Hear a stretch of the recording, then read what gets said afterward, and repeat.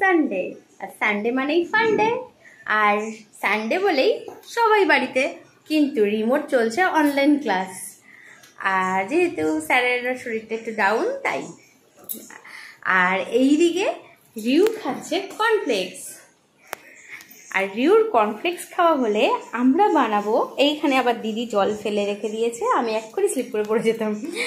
তো যাই হোক, আজকে রিউর যেহেতু ছুটি, আর ওদের স্কুল ছুটি থাকলে আমি চেষ্টা করি যে ওদেরকে নিয়ে কিছু আর্ট অ্যান্ড ক্রাফট হোক বা কিছু ফান কিছু করার। তো আজকে একটা জিনিস বানাবো রিউ আর রিমোকে সাথে নিয়ে। রিমোর ক্লাস হলেই ওকে বলবো স্নানে পাঠিয়ে দেবো ওকে। তো ও স্নান করে এলে তারপর আমরা তিনজনা মিলে বানাবো। কি এই দেখো, এটা হচ্ছে চাল। এই চালটা প্রায় 100 গ্রাম মতন চাল আছে। এই চালটাকে আমি ভালো করে ধুয়ে শুকিয়ে নিয়েছি। এবার এই চালটাকে গুঁড়ো করব, তারপরেই আসছে নতুন কিছু, দেখতে থাকো। ওর ক্লাস কমপ্লিট হয়ে গেছে, এই যে চলে এসেছে।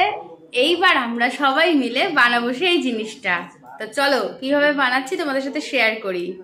এই যে চালগুলো ধুয়ে নিয়েছিলাম, এগুলো একদম শুকিয়ে গেছে। এবার এগুলোকে গুঁড়ো করব মিক্সিতে। এই যে চাল মিক্সিতে দিয়ে দিয়েছি, এবার রিমো করবে গুঁড়ো। ফেলিস না যেন,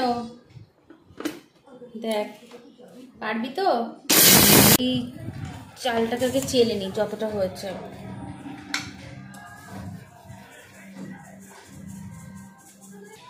এখানে এবার আমি গরম জল বসাবো।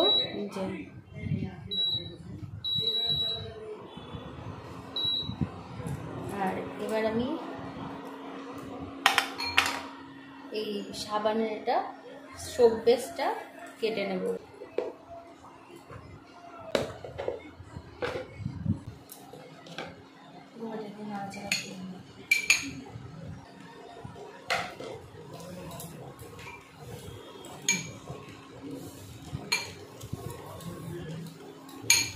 দাঁড়া, এখন নাড়িস না, যাতে সাবানগুলো ভালো করে উঠে আসে।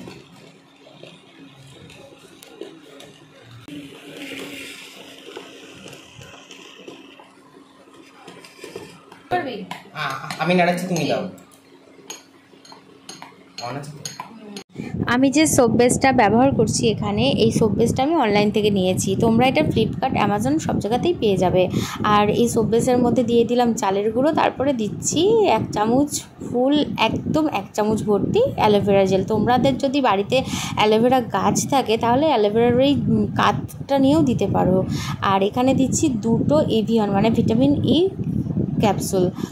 তো এগুলো সবই আমাদের ভীষণ ভালো উপকারী ত্বকের জন্য, সেগুলো দিচ্ছি। আর হ্যাঁ, তোমরা যদি সোপ বেস একান্তই না পাও বা পেয়ে যাবে অনলাইনে, না পাওয়ার কিছু নেই। যদি ধরো নিতে পারলে না কোনো কারণে, তাহলে তোমরা যে কোনো গ্লিসারিন সাবান দিয়েও এটা বানাতে পারো।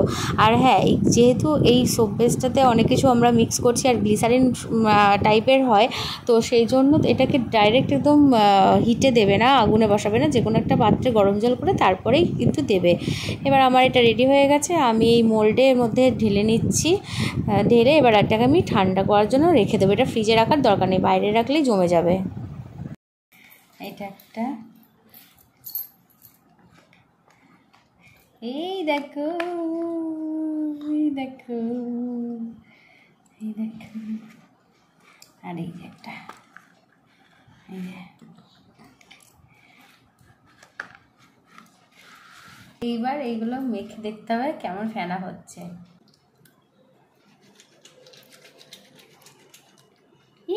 দেখো সাবানে ফেনা হচ্ছে, উঁচু করে ধর।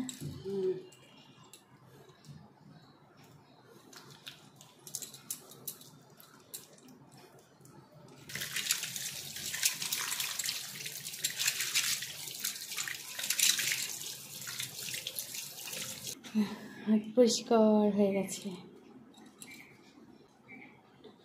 সবাই জানি যে রাইস সোপের কতটা গুণ আর কি কাজ করে। তো তোমরাও ঝটপট বাড়িতে বানিয়ে ফেলো আর ইউজ করো। দেখো এর হাতটা আমি ধুয়েছি। আমি তো এবার থেকে এই সাবানই ব্যবহার করব মুখে। তো তো আর কোরিয়ান স্কিন কেয়ারে রাইসটা ব্যবহার হয়, আর অনেকে এখন রাইসের সাবান, তারপর চাল ধোয়া যে জল, ওটা টোনার হিসেবেও ব্যবহার করে। তো করো, টাটা।